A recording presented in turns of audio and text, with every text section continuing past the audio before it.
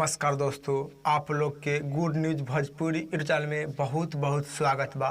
तो आप लोग के बता दें कि प्रदीप पांडे चिंटू जी के फिल्म रहे विवाह। विवाह फिल्म के सबसे सुपर डुपर हिट गाना रहे वीडियो जो कि आम के अचार, जो कि थोड़ा सा ही गाना रहे जो कि सुपर डुपर हिट हो गया बा। तो जो कि 40 मिलियन व्यू प्राप्त रहे कैले।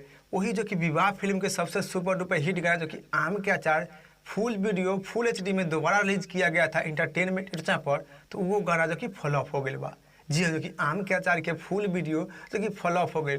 काहे कि आप लोग के बाद जो कि विवाह फिल्म के सबसे सुपर डुपर हिट गाना रहे वीडियो के माध्यम से वही दोबारा फुल वीडियो डाल गया बा।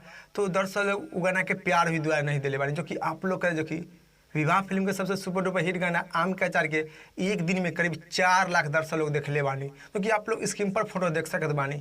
तो आप लोग का जो कि विवाह फिल्म के सबसे सुपर डुपर हिट गाना कहने जाने वाला जो कि फ्लॉप हो गया बा, दोबारा फुल वीडियो आए बा। तो ये करीब अभी तक 4 लाख दर्शक लोग देख ले बानी, जो कि आप लोग फोटो स्क्रीन पर देख ही ले बानी। तो आप लोग को इस जानकारी के बारे में बतावे करे कि विवाह फिल्म के सबसे सुपर डुपर हिट गाना जो कि आम के अचार जो कि फ्लॉप हो गया बा। जो कि दर्शक लोग प्यार द्वार दिले ही नहीं। काहे कि एक दिन में 4 लाख दर्शक लोग देख ले बानी, जो कि विवाह फिल्म के सबसे सुपर डुपर हिट वीडियो रहे। काहे ऐसा रहल बा एक बारे में कोई भी रिपोर्ट ना आयल बा। रिपोर्ट आई तो आप लोग के बीच में रिपोर्ट लेकर हाजिर हम। और इस वीडियो के बारे में का राय बा, का विचार बा, आप लोग नीचे कमेंट बॉक्स में बतलाए। और इसी तरह से अपडेट खातिर और जानकारी खातिर आप लोग हमने के चैनल के साथ बनल रही। फिलहाल में इतने, फिर से मिलेंगे अगले वीडियो में।